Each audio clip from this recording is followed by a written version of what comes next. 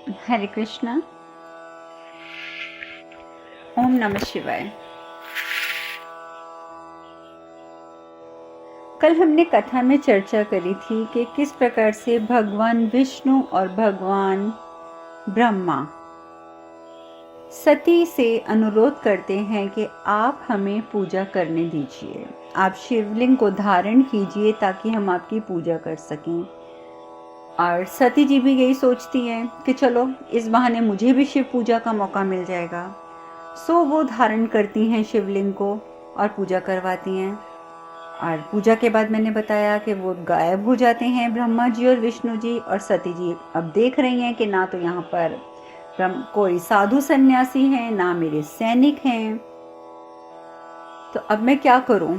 और उसी समय नारद जी आकर उन्हें सब बताते हैं कि किस प्रकार आपकी पूजा ब्रह्मा जी और विष्णु जी ने की है, और अब आपका कर्तव्य बनता है कि आप मार्कंडे ऋषि के पास चलिए और वहां चलकर महामृत्युंजय का मंत्र प्राप्त कीजिए ताकि चंद्रमा की जान बचाई जा सके। तो अब हम आगे बढ़ते हैं। सती मान जाती हैं क्योंकि वो भी जानती हैं कि अपनी बहनों के सुहाग के लिए चंद्रमा के जीवन की रक्षा करना अति आवश्यक है। बस यही विचार करके वो नारद जी के साथ ऋषि मार्कंडे के आश्रम में जाती हैं, और ऋषि मार्कंडे उनका बहुत स्वागत करते हैं और उनको बोलते हैं कि माते क्षमा करें, पर आज आपकी पूजा का मुझे सौभाग्य प्राप्त हो रहा है, आपके आतिथ्य सत्कार का मुझे सौभाग्य प्राप्त हो रहा है, मैं उससे वंचित नहीं रहना चाहता। सो आप मुझे एक मौका दीजिए कि मैं आपकी पूजा अर्चना कर सकूं। क्यों? क्योंकि साक्षात आदि शक्ति शिवलिंग धारण किए हुए मेरे आश्रम में पधारी हैं। और इस प्रकार से उनको बिठाकर उनके चरण धोते हैं, उनकी पूजा करते हैं, मंत्र जाप करते हैं। या देवी सर्वभूतेषु शक्ति रूपेण संस्थिता नमस्तस्यै नमस्तस्यै नमस्तस्यै नमो नमः। उनको प्रणाम करके उनका पूरा मान सम्मान देते हैं, और उसके बाद वो कहते हैं कि माते मैं जानता हूं कि अभी तक आपका आपसे परिचय नहीं हुआ है, पर जिसकी पूजा करने से शिव का शाप मिट जाए उसे अपना परिचय प्राप्त करने की आवश्यकता भी क्या है। अगर आज तक आप अपना परिचय नहीं पा सकी तो भी कोई बात नहीं, आपको तो आवश्यकता ही नहीं है। लेकिन मैं आपको एक बात बताता हूं कि सृष्टि के आरंभ में, ये मैं सृष्टि के आरंभ की बात बता रहा हूं कि सृष्टि के आरंभ में माते जब ब्रह्मा जी को प्राणियों के जन्म हेतु शक्ति की आवश्यकता हुई थी, तो उन्होंने शिवजी से प्रार्थना करके कहा था कि आप मुझे शक्ति दे दीजिए। और सृष्टि के सृजन हेतु भगवान शिव ने शक्ति को अपने से अलग कर दिया था। संसार के हित के लिए उन्होंने शक्ति को स्वयं से अलग कर दिया था, और वही शक्ति निराकार होकर संपूर्ण संसार में फैल गई थी। और माते आज संसार जो है वो विभिन्न प्राणियों से परिपूर्ण है, ये तो आप भी जानती हैं।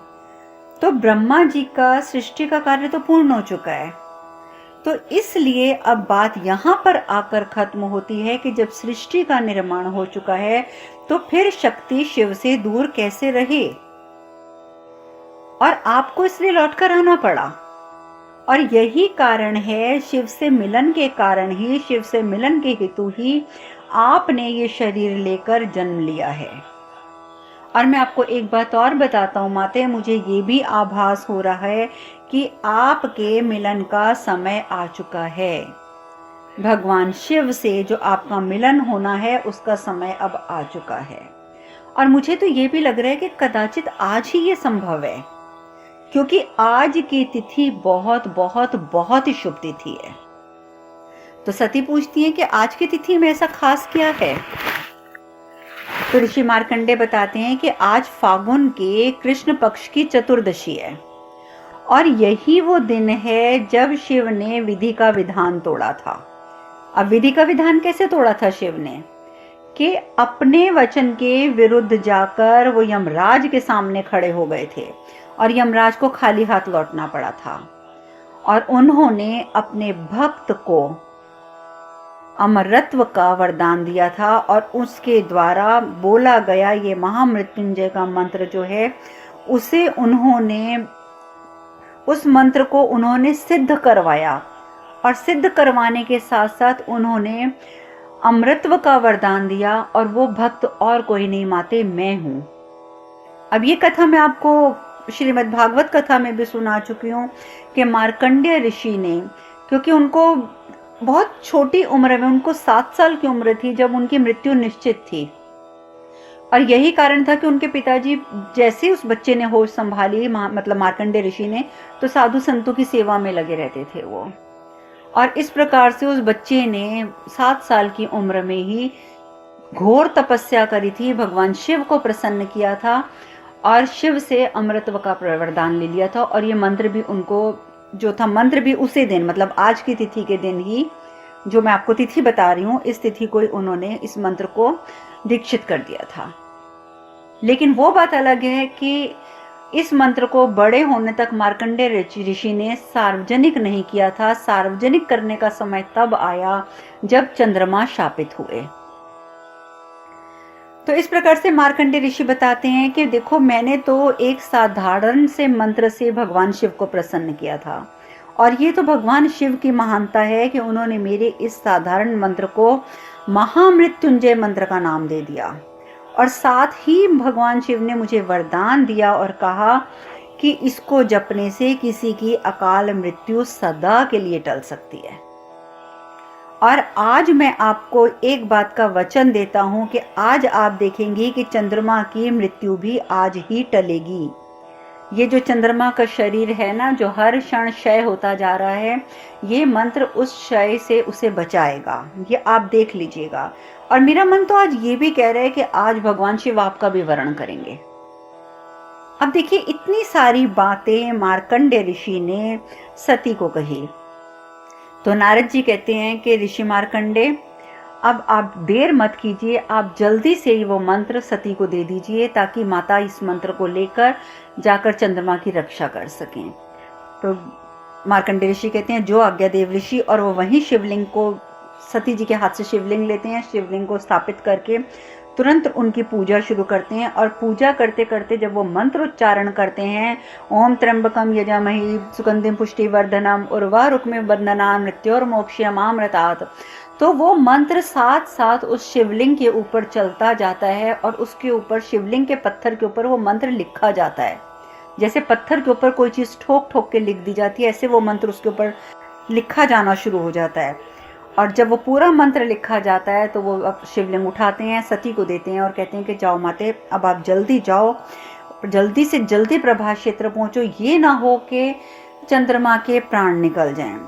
नारद जी कहते हैं कि जल्दी चलिए माते, मार्कंडेय ऋषि ठीक कह रहे हैं, क्योंकि अगर आपने देर कर दी तो कहीं अनर्थ ना हो जाए।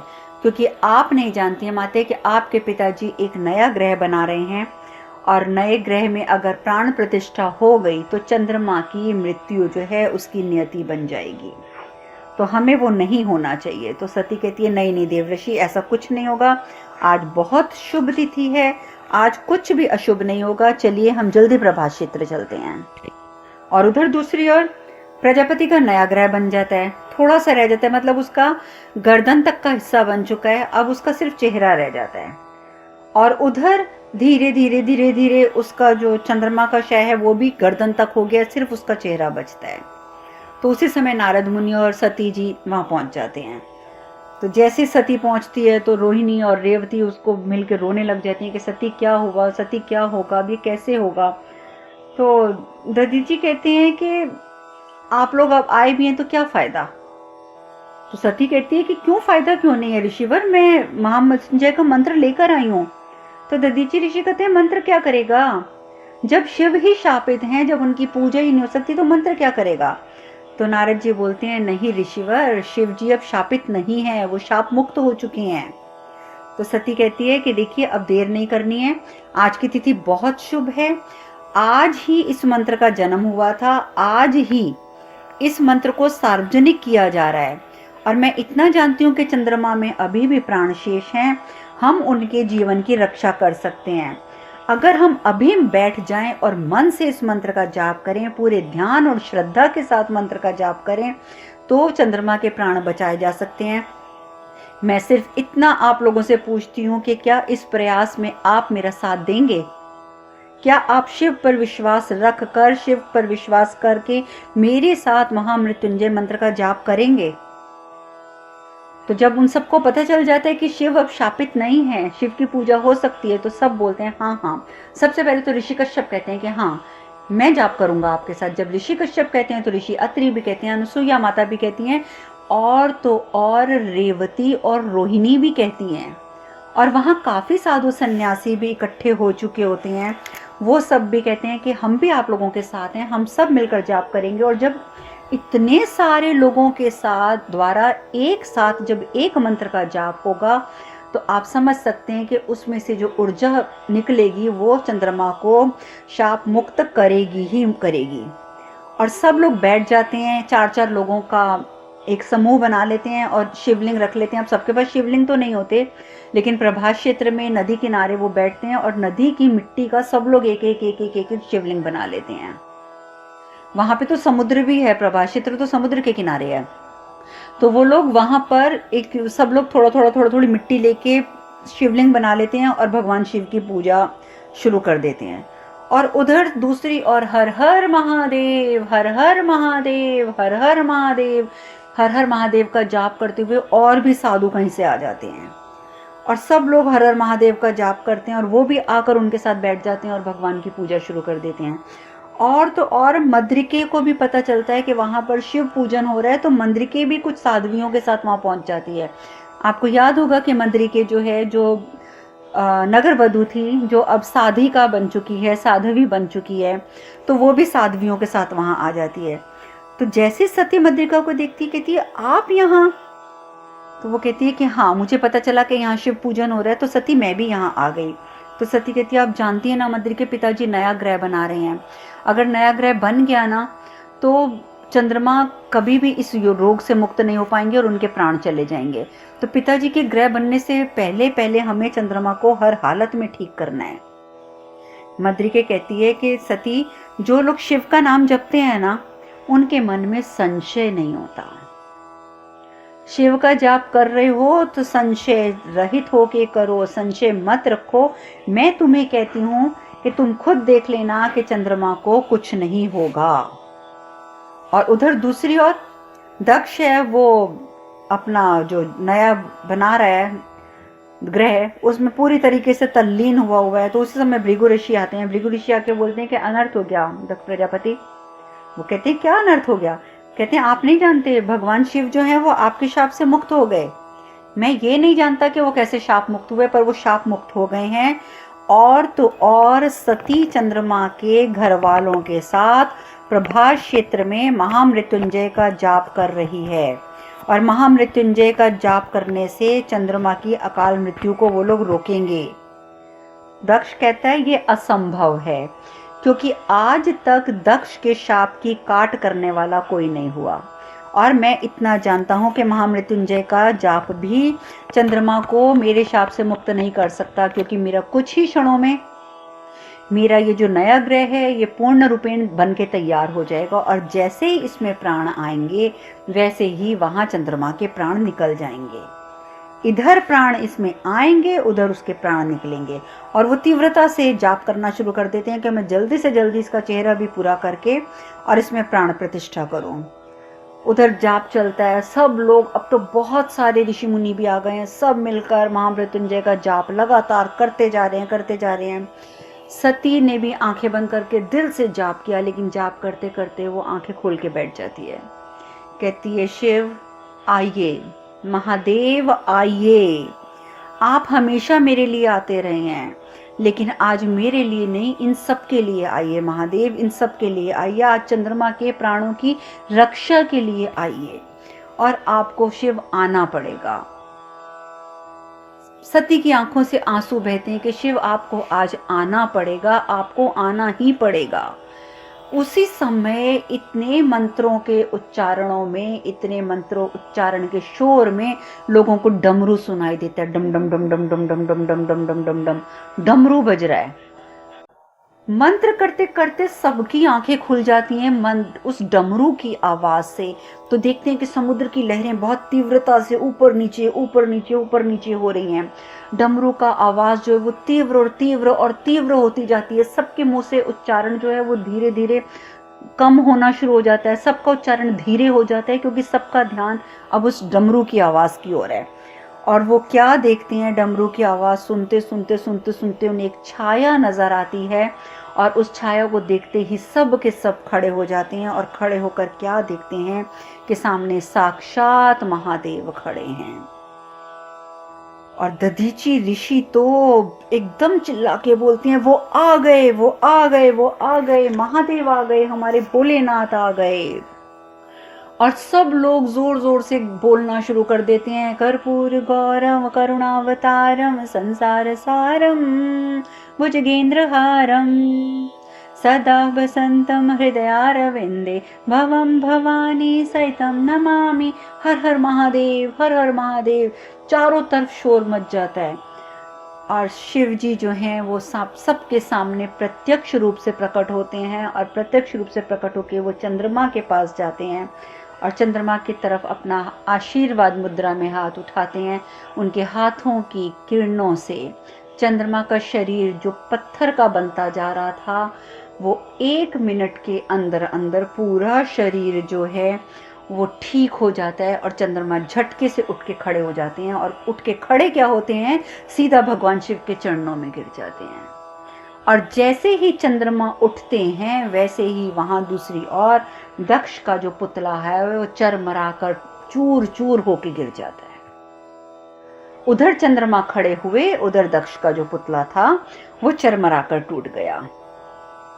दक्ष तो हैरान हो जाता है, चिल्लाने लग जाता है, मेरा ग्रह नहीं बना, मेरा ग्रह नहीं बना। लेकिन फिर भी मैं कहता हूं कि चंद्रमा शाप से मुक्त नहीं हो सकता, चंद्रमा को तो मरना ही होगा।